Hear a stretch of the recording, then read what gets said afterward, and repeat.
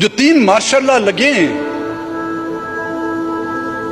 ایک ماشاء اللہ نے تو آپ کے ملک کا ایک بڑا حصہ ہم سے گنوا دیا، اس کی کبھی پوچھ گچھ کی گئی؟ لاکھوں بنگالیوں کا قتل عام کیا گیا، ہزاروں بنگالی عورتوں کی جو عصمت دری کی گئی، کبھی کسی نے ہم نے ان سے پوچھا کہ کیا ان عورتوں کی عصمت دری،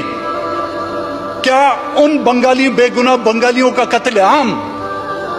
کسی اسلام کی تبلیغ کے لیے کیا گیا تھا؟ نہیں، صرف اپنی رٹ قائم کرنے کے لیے،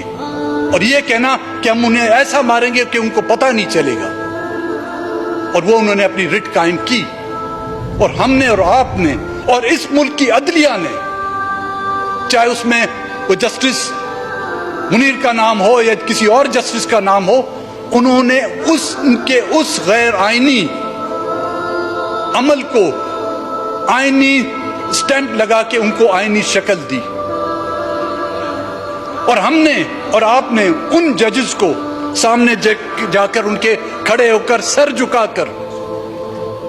ان کو مائی لارڈ کا خطاب دیا۔ ہم نے ان سے پوچھا نہیں کہ کس آئین کے تحت تم نے جو ہے اس مارشل لا کو لیگل قرار دیا،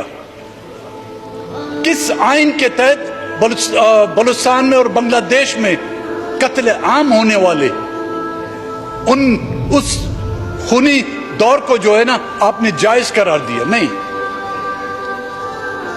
ہم تو اسی دوڑ میں لگے رہتے ہیں کہ وہ کرسی کب خالی ہو۔ اس میں قصور ان کا نہیں ہے جناب اسپیکر صاحب، قصور ہمارا ہے۔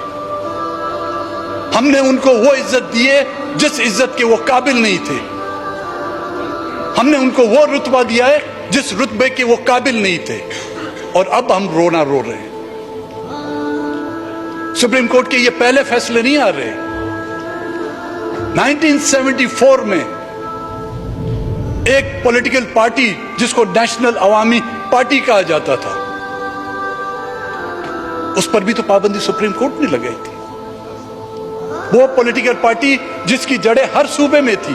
پنجاب میں تھی، اس وقت صوبہ سرحد تھا، آج خیبر پختونخوا ہے، بلوچستان میں تھی، سندھ میں تھی،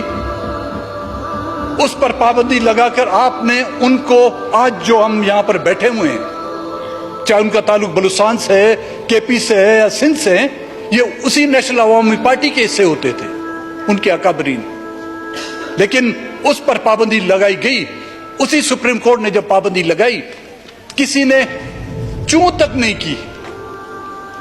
کسی نے اس پر اعتراض نہیں کیا کہ ایک پولیٹیکل پارٹی پر کیوں پابندی لگائی جا رہی ہے۔ ان مارشل لاؤں نے، ایک مارشل لا نے جس طرح میں نے کہا کہ ملک کا آدھا حصہ گوایا، دوسرے 2 مارشل لاؤں نے یہاں پہ Kalashnikov culture, drugs, heroin culture, دہشت گردی کو جو ہے عام کیا۔